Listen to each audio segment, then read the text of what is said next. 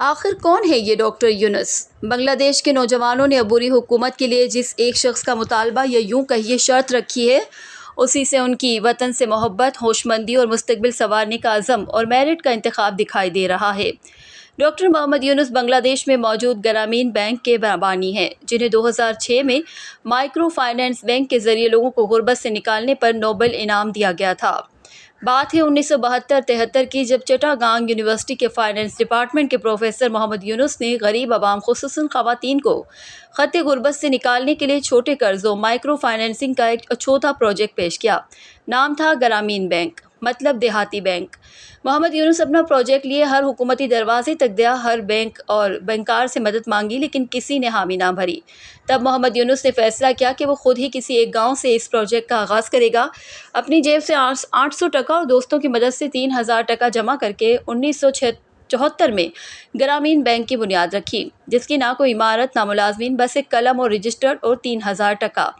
یونس نے چٹاگانگ کے قریبی گاؤں سے آغاز کیا۔ 5 خواتین کو ایسے چھوٹے کاروبار کے لیے قرضہ دیا جن کے بارے میں خود خواتین نے فیصلہ کیا کہ وہ بہتر کر سکتی ہیں، مثلاً پٹسن سے کپڑا بنانا، ٹوکری، روٹی والے خوبصورت ڈبے بنانا، مرغی اور بطخ بانی اور انڈے کا کاروبار، کپڑوں کی سلائی اور ان پر کڑھائی، ڈیزائن والی چٹائی بنانا۔ قرضے پر سود بھی تھا، جس نے 100 ٹکا لیا وہ 110 ٹکا دے گا، لیکن کاروبار شروع ہو جانے پر، اور وہ بھی روزانہ کی بنیاد پر، کم از کم 1 ٹکا روزانہ یا جو آسانی سے دے سکے۔ سائیکل پر ایک بینک آفیسر روزانہ ان خواتین کے گھر جاتا اور نہ صرف 1 ٹکا لے آتا بلکہ مال بیچنے میں ان کی مدد بھی کرتا۔ قرض پر سود دراصل اسی سائیکل والے بینک آفیسر کی تنخواہ تھی، جبکہ اتنی رقم واپس آ جاتی کہ اگلے گھر کو قرض دیا جا سکے تو چھٹا گھر شامل ہو جاتا۔ اسی طرح قرضے کے منتظر گھر بھی خیال رکھتے کہ پہلوں کے کاروبار کامیاب ہوں، بروقت قرض واپس ملے تاکہ وہ بھی شامل ہو سکے۔ قرض کی شرائط بھی انوکھی تھی۔ قرض لینے والا بچوں خصوصاً بچیوں کو اسکول بھیجنے گا، چھوٹی عمر کے بچوں کی شادی نہیں کرے گا، شادی پر جہیز لینے یا دینے والوں کا قرضہ منسوخ کر دیا جائے گا، قرض لینے والا 10 درخت لگائے گا جس میں پھلدار درخت بھی شامل ہوں گے، گھر، رسوئی اور باتھ روم کی صفائی لازم ہوگی، ہاتھ دھوئے بغیر کھانا نہیں کھائیں گے، خواتین ماہواری کے دوران صفائی کا خاص خیال رکھیں گی، عورت یا بچوں کو مار پیٹ کرنے والا مرد کو قرضہ نہیں ملے گا۔ محض 2 سال کے بعد اس گاؤں میں آئی معاشی خوشحالی کی شہرت پھیلنے لگی۔ مزید چند سالوں میں گرامین بینک درجنوں دیہاتوں میں پہنچ چکا تھا۔ میڈیا پر چرچے ہونے لگے تو حکومت بھی متوجہ ہوئی۔ 1984 میں حکومت نے گرامین بینک کو ریگولر بینک کا اسٹیٹس دے دیا۔ بین الاقوامی شہرت ملی تو بڑے ادارے دیکھنے پہنچ گئے۔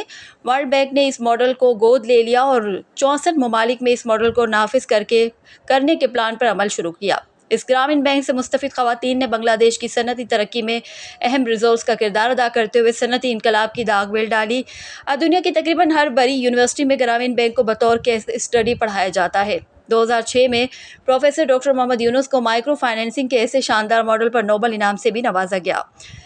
ڈاکٹر یونس صرف گرامین بینک تک نہیں رکے، انہوں نے لگ بھگ 50 مزید ادارے اور صنعتیں بنگلہ دیش کا معاشی ستون بنائے۔ کیونکہ ڈاکٹر محمد یونس شیخ حسینہ کی پالیسیوں سے اختلاف رکھتے تھے تو شیخ حسینہ نے ڈاکٹر یونس کو بھی نہ بخشا، ان کے خلاف کیس بنائے گئے، ہراساں کیا گیا، جس پر ڈاکٹر یونس ملک چھوڑ گئے۔ آج بنگلہ دیش میں گرامین بینک کی 2656 برانچیں ہیں اور یہی ڈاکٹر محمد یونس آج کے بنگلہ دیشی یوتھ کی پہلی ترجیح ہے۔ یہ واپس آ رہے ہیں۔